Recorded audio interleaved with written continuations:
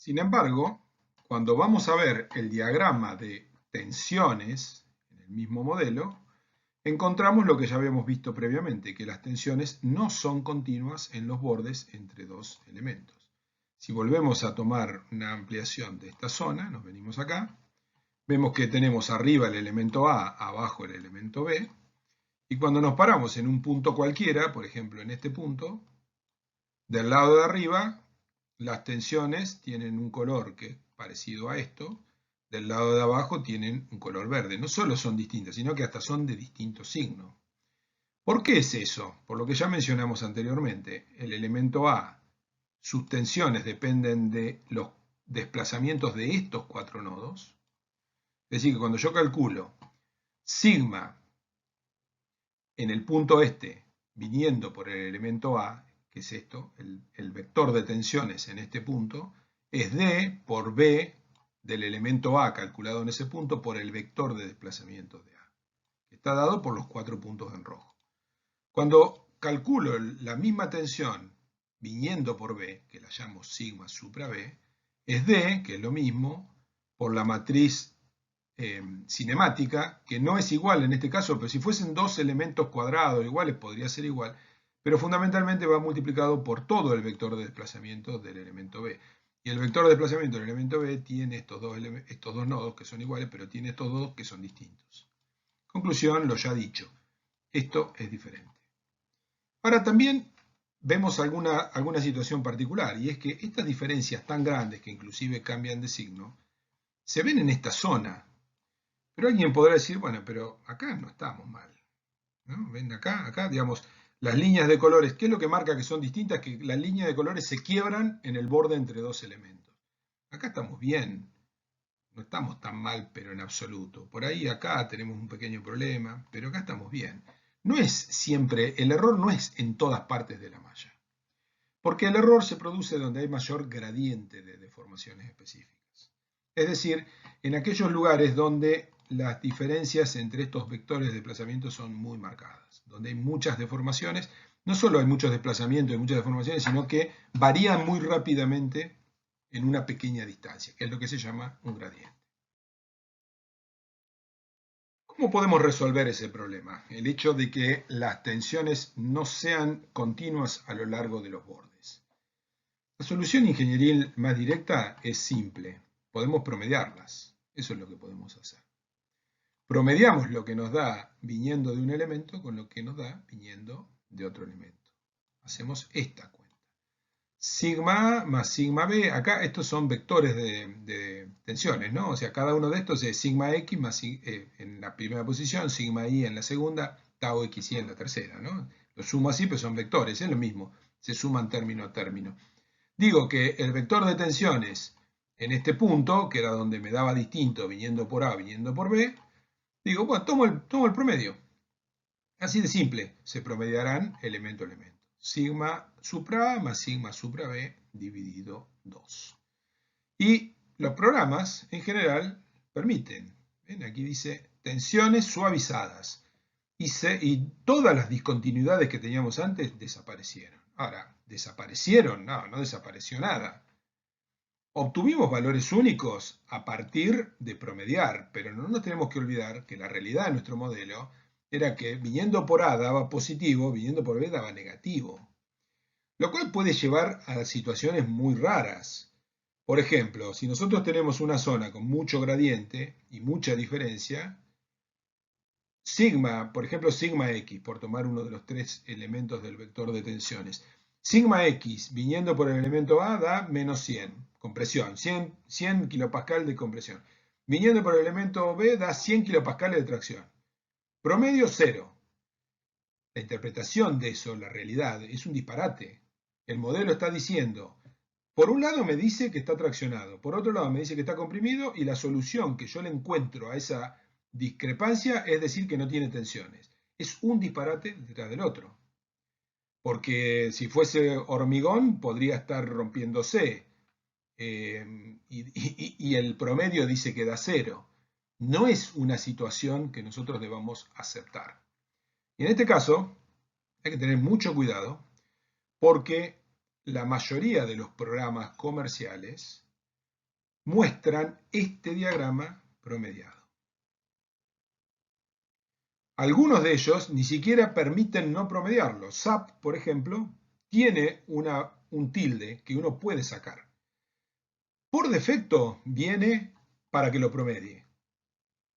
Y uno puede destildarlo y decir que no haga el promedio en las tensiones y ver la situación real, que es la que vimos en la figura anterior. Porque si el programa nos muestra el promedio, no nos enteramos nunca de que está mal. Tenemos que ver con el no promedio para darnos cuenta de que tenemos un error bastante grande. Los programas, estas figuras son de un programa más sofisticado que se llama Adina, que como les dije es similar a Abacus o ANSYS.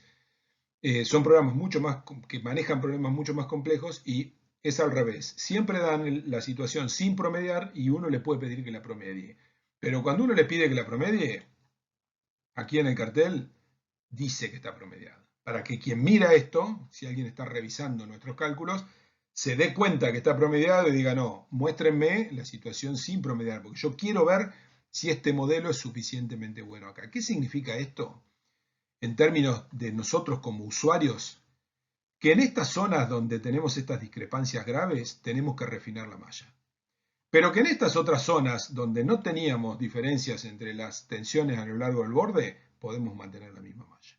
Con lo cual, llegamos a otro punto que es importante, y es que estas situaciones nos permiten a nosotros saber dónde tenemos que hacer una malla más fina. Aprovechando entonces el problema, podemos pensar que la diferencia entre las tensiones determinadas en el borde del elemento, viniendo por un elemento o por el otro, son una medida del error que estamos teniendo en nuestra solución. Y eso es exactamente así. Tenemos que hacer, no es esconder la diferencia promediándola, sino utilizarla como una medida del error de nuestro modelo de elementos finitos. Siguiendo con algunos programas que son un poco más complejos y siguiendo con el mismo ejemplo anterior que estaba resuelto en Adina, el programa permite calcular ese error. ¿Y cómo lo calcula? Directamente lo calcula como la diferencia entre las tensiones sigma A, sigma B dividido el promedio, en valor absoluto. Claro, entonces en el ejemplo anterior, yo les había dicho, por poner cualquier cosa, viniendo por el elemento A da 100 kilopascales de tracción positivo. Viniendo por el elemento B da menos 100 kilopascales. El promedio da 0. Bueno, si hago, digamos, la diferencia es 200 dividido 0, me termina dando que el error es como infinito. Entonces me está diciendo, no podés seguir con el modelo en estos términos, tenés que cambiar algo. Esto nosotros lo podemos hacer a mano también. En SAP le podemos pedir los valores en el mismo punto, viniendo de dos elementos y calcularlo a mano. Otros programas dan eso, lo calculan, lo representan gráficamente y ven que acá está el error no en por ciento, sino en decimal. Entonces 0,52 es 52%. 0,04 es 4%. ¿Qué está diciendo esto con total claridad? Todo lo que sea 4% no me preocupa. Volvamos a aquello. Si puedo tener un error en cualquier parámetro elástico, como el módulo de elasticidad, la relación de Poisson, todo eso va a terminar dándome un error en mis resultados del orden de 10% como mínimo. Si el error numérico está en 2-3%, no me tengo que preocupar, porque siempre va a haber un error numérico. Por lo tanto, todo lo que está en azul está bien, ¿ven? Ahí no tengo que hacer nada. Pero acá tengo un problema grave, porque acá, que tengo rojo, tengo un error de 52%. Eso es absolutamente inadmisible. ¿Por qué es inadmisible? Bueno, porque 52% puede ser que diga que el material resiste cuando no resiste, o que no resiste cuando resiste y cambie el material o ponga otra cosa y gaste más dinero. O sea, o me voy a poner en peligro, voy a poner en peligro la estructura, o voy a dejar de pararme en el punto de diseño óptimo. Eso está mal. ¿Cómo se lee esto? Esto se lee que aquí hay que hacer un refinamiento de la malla, en esta zona. Y en esta otra zona no hace falta hacer un refinamiento de la malla. ¿Podemos hacerlo? Sí, por supuesto. Si nosotros queremos simplificar, como por ejemplo en SAP, elegimos todos los elementos y decimos que los divida en 4×4. Pero en toda esta zona lo vamos a estar haciendo inútilmente. Es una decisión. Todo lo anterior nos lleva a una pregunta que es fundamental en la modelación mediante elementos finitos, que es qué tan fina tenemos que hacer la malla para aproximarnos de manera suficiente a la solución exacta, con una premisa fundamental, que es que no conocemos la solución exacta. Recordemos lo comentado al principio del tema. Con el método de elementos finitos es un método de resolución numérica del problema elástico. El problema elástico se podía resolver analíticamente o numéricamente. Las soluciones analíticas, que son las que podemos llamar exactas, tienen el problema de que no son muy complicadas de implementar cuando la geometría es, no digo compleja, es una geometría normal, de una estructura normal. Eso ha hecho que no se puedan resolver analíticamente, exactamente, entre comillas, las estructuras normales. Y por eso se usan los métodos numéricos, en particular el método de elementos finitos, que es el más utilizado, por lo menos en los problemas estructurales. Pero claro, estamos aplicando un método numérico, que es aproximado, por definición, sobre un problema cuya solución exacta no conocemos. Por lo tanto, desde el punto de vista estrictamente formal, no sabemos cuál es el error que estamos cometiendo. Pero sin embargo, podemos hacer unas cuantas consideraciones que se han desarrollado a la par de los métodos numéricos, porque justamente esta pregunta, que es fundamental, se está haciendo desde el principio del desarrollo de métodos como elementos finitos, diferencias finitas y demás. Es decir, ¿cómo saber dos cosas? Primero, si a medida que refino la malla, lo cual conceptualmente nos hace pensar que estamos mejorando la aproximación. Nosotros tenemos una viga, por ejemplo, un elemento de gran altura, de 2 metros por 2 metros. Lo representamos con un único elemento de 4 nodos de 2 metros por 2 metros. Claramente, digamos, no hay que saber demasiado para darse cuenta que no nos va a dar una solución demasiado buena. Lo dividimos en 4. Claramente estamos mejorando la solución. Lo dividimos en, cada uno de esos lo dividimos en 4, es decir, tenemos 8 por 8, va a ser mejor. Sabemos que es mejor, pero no sabemos qué tan rápido nos estamos acercando a la solución exacta. Y por sobre todas las cosas, no sabemos cuándo tenemos que parar para tener un margen de error que sea comparable con esos errores que yo les mencioné anteriormente que tenemos con nuestra estimación de los parámetros. Si nosotros sabemos que por razones que no tienen nada que ver con el método numérico, vamos a tener un grado de error en nuestros resultados, porque no ensayamos los materiales necesariamente, porque ponemos valores que están sacados de un libro, de un reglamento para módulo de elasticidad, coeficiente de Poisson, peso específico, en fin, el mismo espesor tiene errores en la ejecución. Todo eso nos da un margen de error, que pongámoslo en un número que no es irreal, que puede ser del 10% en la determinación de desplazamientos. Tiene sentido, o sea, está claro que el modelo de esa viga de gran altura, si ponemos un solo elemento, está horriblemente mal. Lo empezamos a achicar. Cuando vamos con elementos que tienen 1 milímetro por 1 milímetro, seguimos refinando. O sea, en un punto, el error numérico es inferior al error físico y ahí tenemos que parar con el refinamiento de la malla. Lo cual, inclusive, recuérdenlo, no es que toda la malla tenga que tener ese tamaño. En determinados lugares tiene que tener más refinamiento que en otros. Pero pensémoslo así en general. Para eso, tenemos que responder dos cuestiones. La primera es si tenemos la seguridad de que a medida que refinamos la malla, la solución numérica converge a la solución exacta. Y después nos hacemos una pregunta que es un poco la que ya planteé antes, es si tiene sentido refinar demasiado la malla. Eso lo vamos a responder después. Vamos a ver esta primera que está acá. Hay teoremas que demuestran exactamente esto, que bajo determinadas condiciones de los elementos y de la malla, a medida que refinamos la malla, la solución se acerca a la exacta. Lo cual es muy, muy bueno, porque aún sin saber cuál es la exacta, sabemos que nos estamos acercando. Y que ese acercamiento es convergente. Es decir, que a medida que vamos refinando la malla, vamos perdiendo rendimiento. Es decir, tomo ese elemento de 2 por 2. Me da una solución para una tensión en un punto, que ya sé que es mala, pero cuando lo divido la malla en 4 elementos, en lugar de tener uno solo, tengo 2 por 2, 4 elementos, esa tensión cambia mucho, mejoró mucho. Lo vuelvo a dividir, lo tengo en 8 por 8, cambia, pero cambia menos. A medida que voy refinando la malla, el resultado en un punto, en términos de, por ejemplo, desplazamiento, cada vez se hace más parecido al anterior. Y esa diferencia es lo que me dice cuando estoy llegando a la solución exacta. Exactamente eso, es la convergencia. Y es una medida de que estamos refinando inútilmente, así de simple. Bien, vamos a tratar de demostrar conceptualmente lo primero, que a medida que la refinamos vamos a la solución exacta. Consideremos estas dos mallas, malla 1, malla 2. Malla 2 es más refinada que malla 1. ¿Cuál es la solución exacta de un problema elástico? Es aquella que minimiza el potencial de deformación elástica. El potencial de deformación elástica lo llamamos pi, pi1. En muchos libros se lo toma así. Es como, ¿qué es el potencial de deformación elástica en un resorte? Es la energía almacenada en el resorte cuando le aplicamos una fuerza. La ley de fuerza-desplazamiento de un resorte es lineal, por lo tanto, el área bajo la curva, que es el área bajo el triángulo, eso es la energía potencial elástica, y va a ser igual a la fuerza por el desplazamiento dividido 2, porque es un triángulo.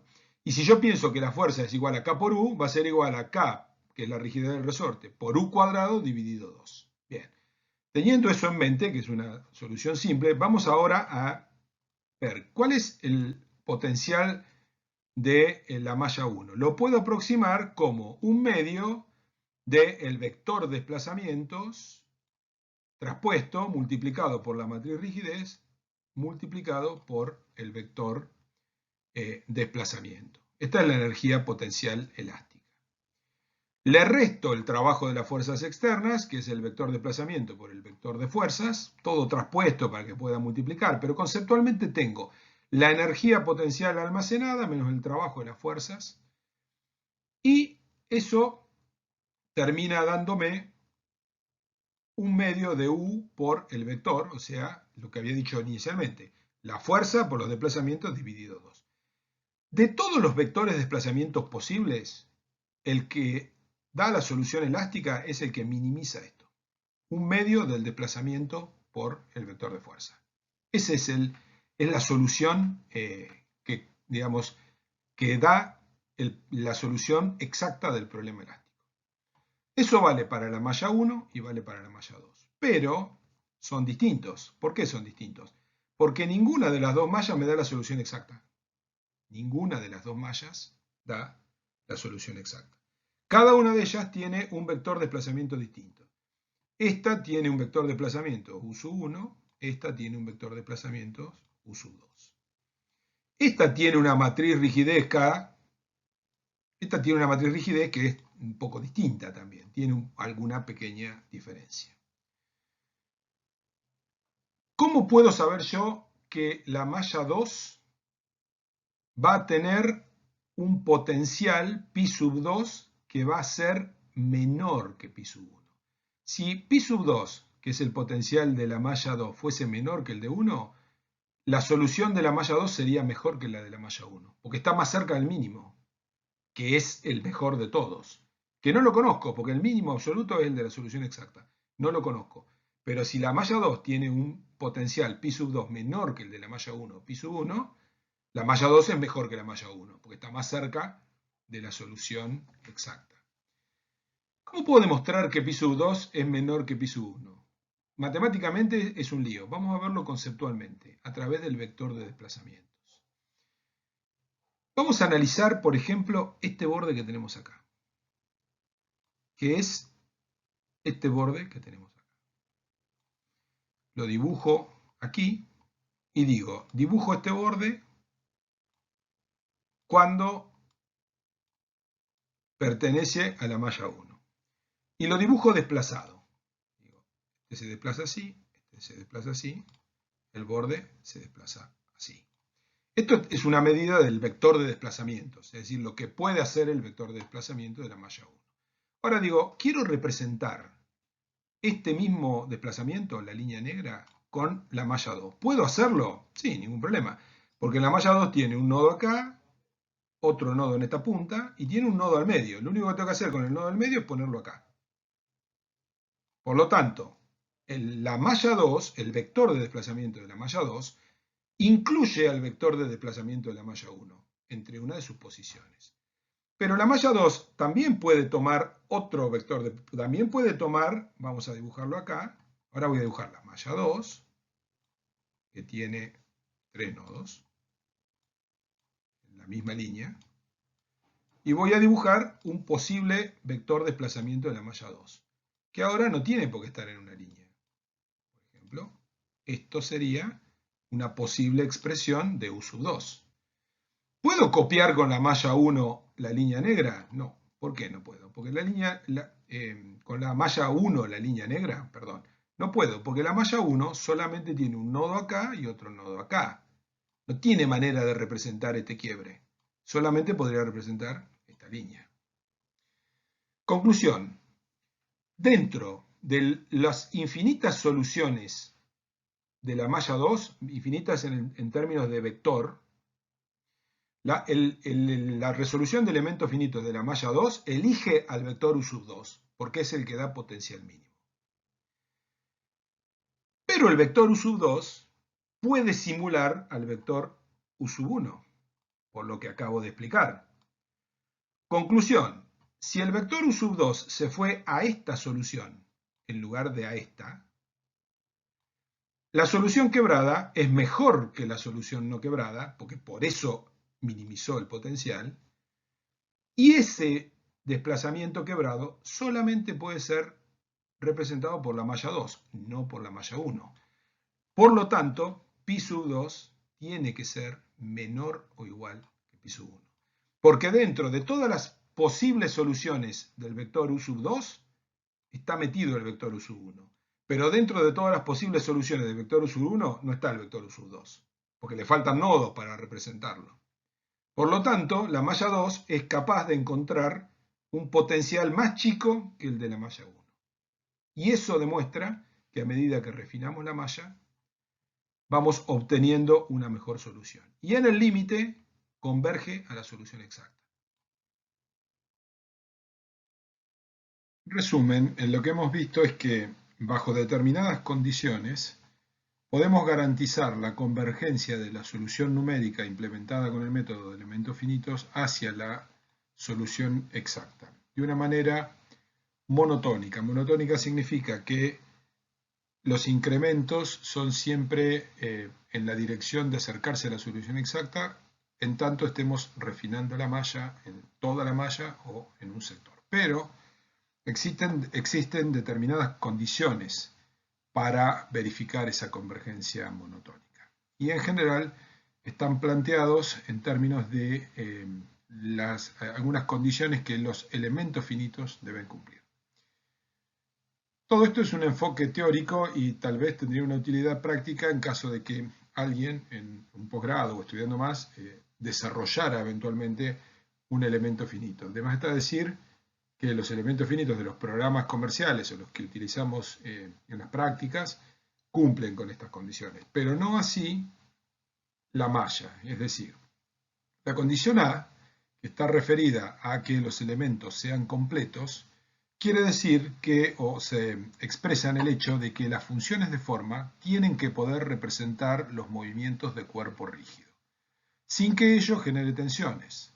En la realidad, cuando nosotros tenemos un sólido y simplemente lo trasladamos, imaginémonos una placa de acero apoyada en una mesa y que consideramos que el sistema de referencia son los bordes de la mesa. Si lo movemos simplemente la movemos, la desplazamos paralela al borde horizontal, eso es un movimiento de cuerpo rígido, pero la placa no se deforma, no se estira, ni se distorsiona, ni se acorta, por lo tanto no genera tensiones.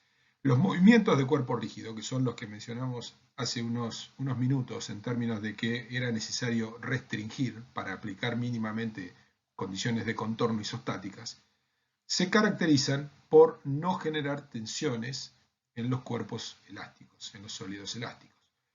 Las funciones de forma no solamente tienen que poder representar movimientos que generen tensiones, sino que también tienen que poder representar esos movimientos de cuerpo rígido. Independientemente de que después nosotros le pongamos a la estructura, al modelo, apoyos para restringirlos, pero tiene que ser capaz de representar esa fase del cuerpo cuando se mueve como sólido rígido. Y, por supuesto que los movimientos siempre los vamos a poder representar, pero de lo que se trata es que, por ejemplo, si uno tiene el vector de desplazamientos que tiene 8 componentes, las 4 impares son según X y las 4 pares son según Y. Un movimiento como cuerpo rígido sería, por ejemplo, un desplazamiento de 2 milímetros en dirección de X. El vector sería, si se mide en milímetros, 2, 0, 2, 0, 2, 0, 2, 0. Aplicando eso, ese es el vector de desplazamiento. Al multiplicarlo por la matriz B, la matriz cinemática, que es la que nos da las deformaciones específicas, debería dar 0 en cualquier punto del elemento. ¿Por qué? Porque es un movimiento de cuerpo rígido y no puede generar tensiones en el elemento. Esa es la primera condición, que la cumple la formulación del elemento solamente. Y como les decía, los programas comerciales normalmente, obviamente, lo verifican.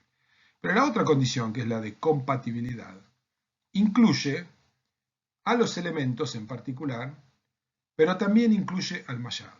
Y el mallado no es una responsabilidad completa del software de cálculo, sino que es en parte de quien lo modela, es decir, de nosotros como profesionales.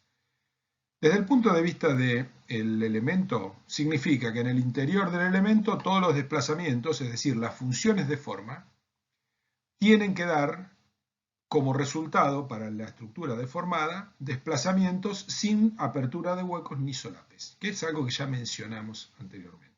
Y también tiene que garantizar que en los bordes entre elementos se mantenga esa continuidad. Ya vimos anteriormente que para el elemento de 4 nodos, tal como lo hemos formulado, eso se cumple satisfactoriamente. Pero hay otra cuestión, que es la referida a esto del mallado. Cuando decimos que la compatibilidad debe incluir el mallado, nos referimos al modo en que disponemos los nodos y los elementos de nuestra malla. Y por lo tanto, como ya mencioné, eso nos incluye y en gran parte es responsabilidad nuestra de hacer este tipo de mallado. ¿Cuándo podemos tener incompatibilidad? Podemos tener incompatibilidad de diferentes maneras. Algunas incumplen la condición de una manera más grosera que otras, pero todas las que voy a explicar terminan incumpliéndola. Hay una primera incompatibilidad muy básica, que es cuando a lo largo de un borde que es común a dos elementos, hay nodos que pertenecen a un elemento pero no pertenecen al otro. Vamos a ver, un ejemplo es esta figura que tenemos aquí. Aquí está como separado en dos, pero en realidad estos dos nodos son uno mismo, estos dos nodos son uno mismo, estos dos nodos que están acá son uno mismo. Este borde que se ve ahí en realidad es uno solo, están separados para mayor claridad. ¿Qué es lo que se ve aquí? Que tenemos el elemento de arriba, es decir, este elemento que estamos señalando acá, es un elemento lineal, tiene funciones de interpolación lineal. Es un triángulo, no es cuadrángulo, pero es muy parecido a lo que ya estudiamos en el curso. Es decir, que en el borde común tiene estos dos nodos solamente, este y este. Cuando nos vamos al otro elemento, que es el que está abajo, que es el que tiene un borde en común con el anterior, vemos que tiene estos nodos, que son comunes al anterior, pero también tiene este. Este nodo pertenece al elemento de abajo, pero no pertenece al elemento de arriba. ¿Qué va a pasar cuando se deforme ese borde? Vamos a representarlo aquí. Representamos un elemento, lo vuelvo a dibujar separado. Aquí dibujo esto como un solo nodo porque están en común y este otro pertenece a este. Ahora, supongamos que esto se mueve de la siguiente manera. Esto viene a parar acá, este nodo viene a parar acá en la situación deformada, ¿verdad? ¿Qué vamos a tener? Para el elemento de la derecha en este dibujo, o el de ahí abajo, el desplazamiento va a ser una interpolación que pase por estos dos puntos. Es decir, para este borde. Pero para el elemento que tiene este borde, el nodo del medio no existe. Por lo tanto, va a ir del primer nodo, que es este, al que le pertenece, al otro. Es decir, va a tener esta deformación. Como resultado de ello, aquí va a haber un hueco. Es decir, no se cumple la condición de continuidad. Esa es la manera más grosera en la cual incumplimos la condición de compatibilidad a través del mallado. Que es grosera porque en un mismo borde poner un elemento que pertenece, un nodo que pertenece a un elemento y el otro no, hasta lleva a un engaño visual, porque en el modelo las dos líneas se ven juntas y el nodo del medio está encima del otro elemento y sin embargo no pertenece. Es decir, no está pegado, entre comillas, que es como se lo suele decir. Luego hay otro tipo de incompatibilidad que es menos grosera, que está basado en el orden del polinomio de interpolación, aun cuando todos los nodos coincidan. Y es el ejemplo que podemos señalar, es este de aquí abajo. Obsérvese, aquí tenemos estos tres nodos pertenecen a todos los elementos que confluyen a esta línea, a esta línea que está acá, que está separada, pero todos terminan confluyendo en ese. ¿Cuál es el problema o cuál es la diferencia? Del lado de abajo hay un elemento que en ese borde tiene tres nodos, es decir, interpola parabólicamente. Mientras que del lado de arriba tenemos dos elementos que interpolan linealmente. Vamos a imponer otra vez desplazamientos. Supongamos que este desplazamiento viene a parar acá, este otro viene a esta otra punta, un poco más lejos para exagerarlo, y este acá. El elemento inferior va a interpolar parabólicamente entre las puntas de las tres flechas, es decir, con una curva así. Los elementos de arriba van a interpolar entre los tres puntos, pero no con una parábola, sino con dos rectas. Es decir, que vamos a tener una recta aquí y otra recta aquí. No tenemos la violación flagrante de haber puesto un nodo que no pertenece a un elemento, pero vamos a tener aquí pequeños huecos. No tan grandes como este caso, que era porque había un nodo despegado, pero lo mismo vamos a tener un ejemplo de ese tipo. Y de la misma manera se pueden ver muchos casos en los cuales hay problemas o no hay problemas por el tipo de interpolación que se está haciendo. Entonces, la compatibilidad debe incluir el mallado y eso es responsabilidad de quien está haciendo el modelo, no del programa de elementos finitos. El programa puede funcionar bien, sus elementos pueden cumplir la condición de compatibilidad y aún así tener estos problemas de mallado que son nuestra responsabilidad. Considerando que cumplimos esas condiciones entonces de compatibilidad, incluyendo en la malla, todavía nos queda una pregunta que es interesante y es, a medida que vamos refinando la malla, ¿qué tan rápido nos estamos acercando a la solución exacta? Y eso se denomina tasa de convergencia. En el sentido de decir, ¿qué tan rápido cambia la convergencia cuando voy cambiando el tamaño de malla? Ya había adelantado antes que esa tasa tiene un rendimiento decreciente, que cuando hacemos el primer refinamiento, si nosotros siempre pensamos en ir dividiendo el tamaño de malla por la mitad, cuando hacemos la primera división por la mitad obtenemos un acercamiento muy grande respecto a la solución exacta, en la siguiente ya no es tan grande y así siguiendo hasta que son cada vez más pequeños, pero al mismo tiempo el hecho de que al refinar la malla obtengamos una diferencia muy pequeña también nos dice que estamos cerca de la solución exacta. Por lo tanto, la tasa de convergencia es muy importante, porque ya sea como para decirnos cuándo no nos conviene más o no es efectivo o económico seguir refinando la malla y al mismo tiempo saber que estamos cerca de la solución exacta. Se puede demostrar, lo vamos a describir solamente en esta clase, que si se grafica el error que se comete respecto a la solución exacta en una escala logarítmica, esto es muy importante, en función del tamaño de la malla, que es h, también en una escala logarítmica. ¿Qué es el tamaño de la malla en términos generales? Es la distancia entre nodos. Eso es h, que no siempre es uniforme, pero es una medida cualitativa. Esto es H, tenemos aquí, entre nodos. Es decir, no es el tamaño del elemento finito. Sin ir más lejos, se puede ver aquí, en estas dos figuras, que tenemos dibujados un elemento de 4 nodos y otro de 9 nodos, que el lado del elemento es igual en ambos casos. Pero el tamaño de la malla es esta distancia en este primer caso, esta otra distancia en este otro caso. Bien. La convergencia, o la medida del error, que en definitiva es más o menos lo mismo, este gráfico lo que nos dice es que en escala logarítmica, cuanto menor tamaño de malla tengamos, menor error tendremos, lo cual es bastante conceptual. Achicamos la malla, achicamos el error, nos acercamos a la solución exacta.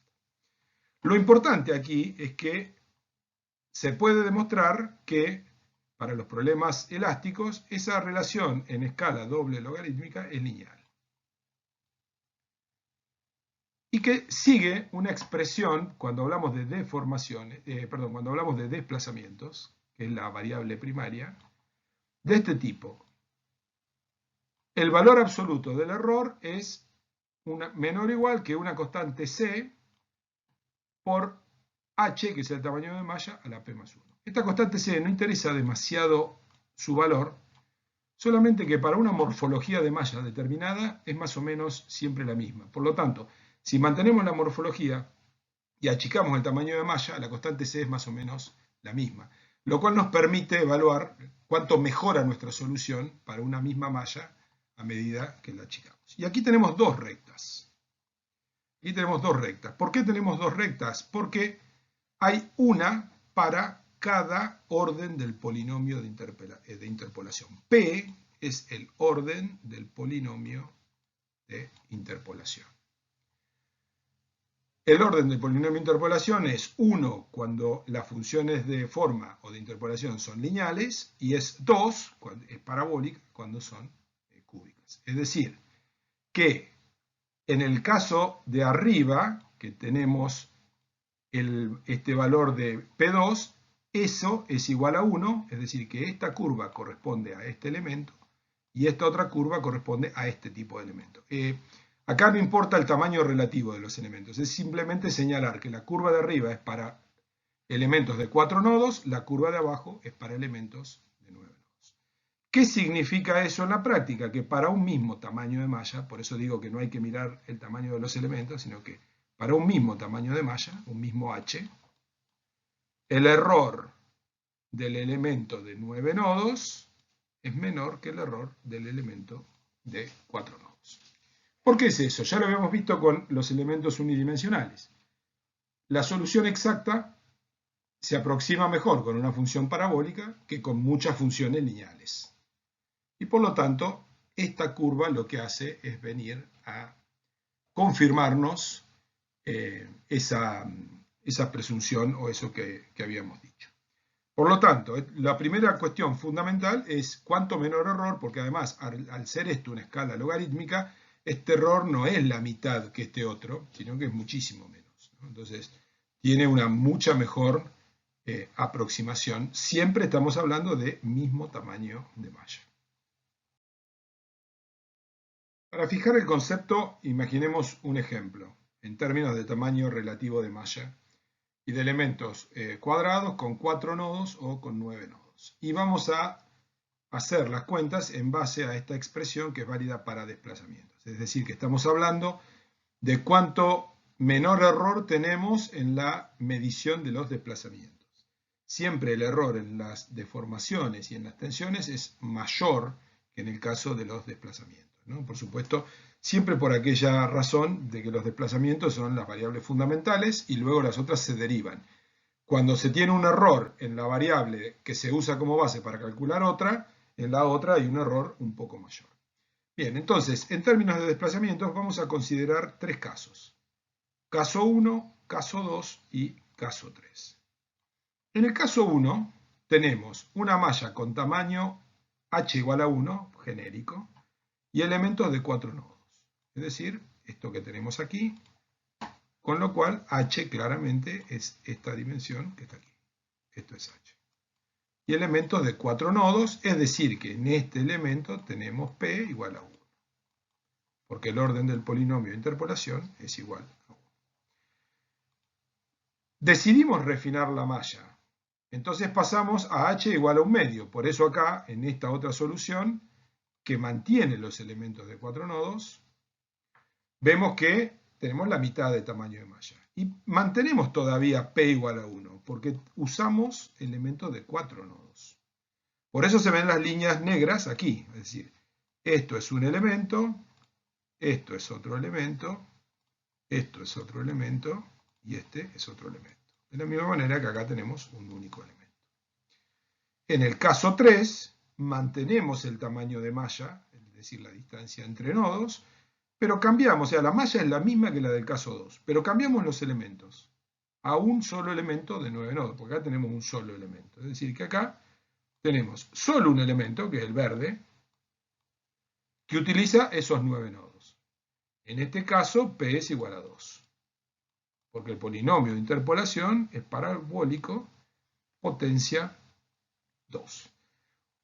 Asumiendo que C es constante, que es lo que se había mencionado anteriormente, lo que no podemos calcular el error numéricamente, pero podemos determinar los cocientes entre los errores. Podemos decir, por ejemplo, ¿cuánto más grande es el error del caso 1 respecto al error del caso 2? Como depende de C, de H y de P más 1, entonces aquí C se va a simplificar en este cociente y este cociente nos da 4. ¿Qué tenemos aquí? Que al dividir la malla a la mitad, achicamos 4 veces el error en los desplazamientos. ¿Cuántos más nodos tenemos? Tenemos 9 nodos contra 4, poco más que el doble. Y achicamos el error en un cuarto. Es decir que si estamos pensando que en términos de tiempo de computación, de gasto de cálculo, de gasto en términos de tiempo computacional, no de dinero, bueno, también es dinero, pero pensémoslo en tiempo de cálculo. Tenemos 9 contra 4, pero achicamos el error en 4, es como que tenemos un muy buen rendimiento, ¿no? Porque tenemos el doble de nodos aproximadamente, pero 4 veces menos error. Ahora vamos a analizar qué tanto ganamos cuando pasamos de la malla 1 a la 3. ¿Cuál es la diferencia entre la malla 2 y la 3? El tipo de elemento que usamos nada más. Es decir, en la malla 3 seguimos teniendo 9 nodos. Podemos pensar que en términos de resolución del problema del sistema de ecuaciones, que es lo que más tiempo lleva computacionalmente, vamos a tardar básicamente lo mismo en el caso 3 que en el caso 2. Sin embargo, el error del caso 3 es 8 veces más chico por el tema del orden del polinomio de interpolación, que acá es 2 y en este es 1. De hecho, podríamos hacer la cuenta del error de 2 dividido el error de 3 en valor absoluto, y obviamente eso nos daría 8 sobre 4 nos daría 2. ¿Qué significa eso? Que ahora analizando el caso 3 contra el caso 2, la diferencia entre el caso 3 y el caso 2 en términos de tiempo de resolución del sistema no hay ninguna, porque es el mismo sistema de ecuaciones en tamaño. Solo por elegir nodos, funciones de forma parabólicas en lugar de lineales, estamos dividiendo el error a la mitad. Con el mismo tamaño de malla entre 3 y 2. Es decir, que el orden del polinomio de interpolación, el tipo de elemento que elegimos, es muy importante. Para obtener una adecuada convergencia y para tener una estabilidad en la resolución del sistema, también es importante un aspecto que vimos previamente, que es el orden de integración numérica. Habíamos encontrado o habíamos mencionado una manera empírica de determinar cuando teníamos un orden de integración adecuado, que era ir incrementando el número de puntos de Gauss, o sea, el orden de integración, y cuando encontrábamos dos resultados iguales, por ejemplo, en la matriz rigidez, cuando teníamos orden 2 y orden 3, decir, bueno, 2 es suficiente, porque cuando lo aumento 1 no tengo ningún cambio. Por lo tanto, no tengo por qué usar 3 si con 2 obtengo lo mismo que con 3. Pero hay algunos criterios más numéricos, y el mejor de todos es este que se expresa acá. La matriz rigidez es una matriz a la cual se le pueden obtener autovalores y autovectores. Es lo que se denomina diagonalizarla, ¿no? Un procedimiento matemático es encontrar una terna en la cual su expresión sea una matriz diagonal. Lo que hay que mostrar es que al diagonalizar, al encontrar los autovalores de la matriz rigidez, solamente 3 de ellos sean nulos. ¿A qué corresponden esos 3 autovalores nulos? A los movimientos rígidos. ¿Por qué? Porque la matriz rigidez del elemento no tiene ninguna condición de contorno impuesta. Es un elemento que anda flotando en el plano. Puede desplazarse en 2 direcciones, puede girar. 3 movimientos como cuerpo rígido. Cuando calculamos los autovalores, estamos poniendo en evidencia esos 3 movimientos rígidos, porque los autovalores nulos significan como que en esos 3 tipos de movimientos no hay rigidez, nada se opone a esos movimientos. Que es precisamente la razón por la cual hay que ponerle apoyos, porque si no habría movimientos que al no generar esfuerzos internos, no acumular energía, nunca podrían equilibrar ningún vector de cargas externas. Y eso es una medida de que el orden de integración en términos de la matriz rigidez, estamos hablando de la matriz rigidez, es adecuado. Y aquí hay una visualización de eso que es muy didáctica y muestra por qué en un caso, por ejemplo, en el caso de los elementos de 4 nodos, que son lo que nosotros hemos visto, el sistema de integración de 2 por 2 puntos de Gauss es correcto y el de un punto de Gauss es incorrecto. El de 3 por 3 ni hablar, ¿no? Digamos, pero en el caso de este es incorrecto. ¿Por qué? Yo les había mencionado previamente que cuando nosotros calculamos la matriz rigidez o cuando vemos cualquier otra cosa, básicamente estamos tomando puntos de muestreo, que son los puntos de Gauss, y estamos representando el funcionamiento, el comportamiento de todo el elemento a través de lo que sucede en esos puntos de Gauss. Si nosotros tomamos un solo punto de Gauss, que es este, podríamos tener una deformación, como esta, así, que al nivel de ese único punto de Gauss no produce epsilon x. Por lo tanto, para este desplazamiento, mirar, entre comillas, al elemento a través de este único punto, se perdería esta deformación y no generaría una energía interna de deformación y por lo tanto este movimiento sería un cuarto autovalor nulo, además de los otros 3, ¿no? Que son los 2 desplazamientos y un giro. Tendría un cuarto autovalor nulo. Sin embargo, es bastante obvio que si hacemos lo mismo aquí, claramente al nivel de los puntos de Gauss hay tracción, hay compresión, y el elemento se, entre comillas, entera perfectamente de ese tipo de desplazamiento. Por lo tanto, el orden de integración es fundamental también en que el modelo de elementos finitos converja de manera monotónica a la solución exacta. De la misma manera se puede analizar el caso del elemento de 9 nodos, en el cual, si bien no lo estudiamos en profundidad, les había mencionado previamente que cuando se tienen 3 por 3 o cuando se utilizan 3 por 3 puntos de Gauss, se obtiene la expresión correcta y exacta de su matriz rigidez.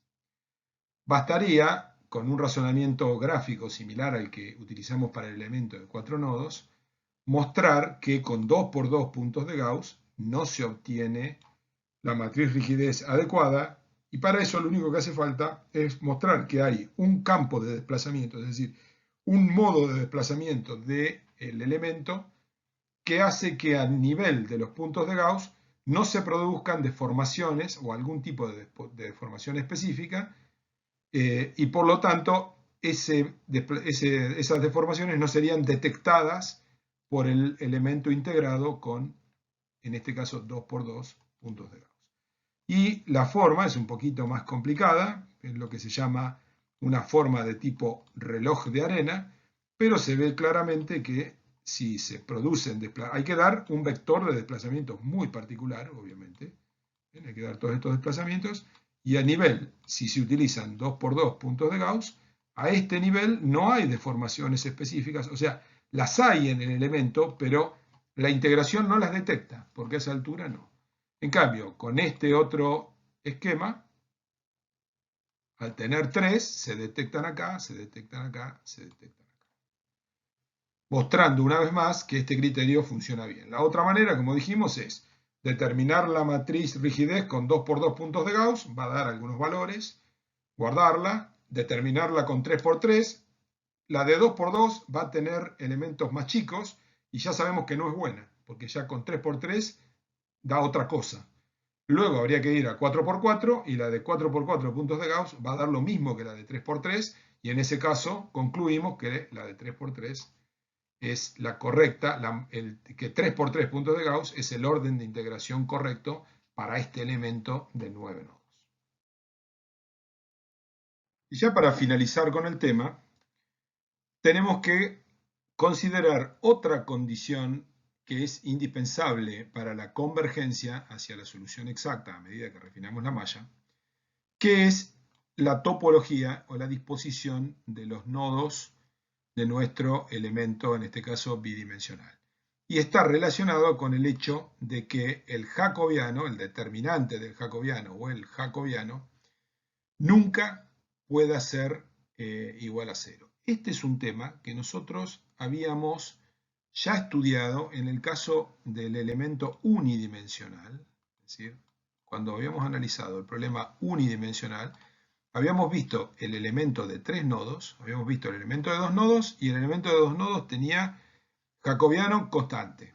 El elemento de 3 nodos tenía jacobiano variable y determinamos que el nodo del medio tenía que estar ubicado en el medio central del elemento, es decir, que el cuarto que está a la izquierda, cuarto en términos de longitud del elemento, y este otro cuarto están prohibidos.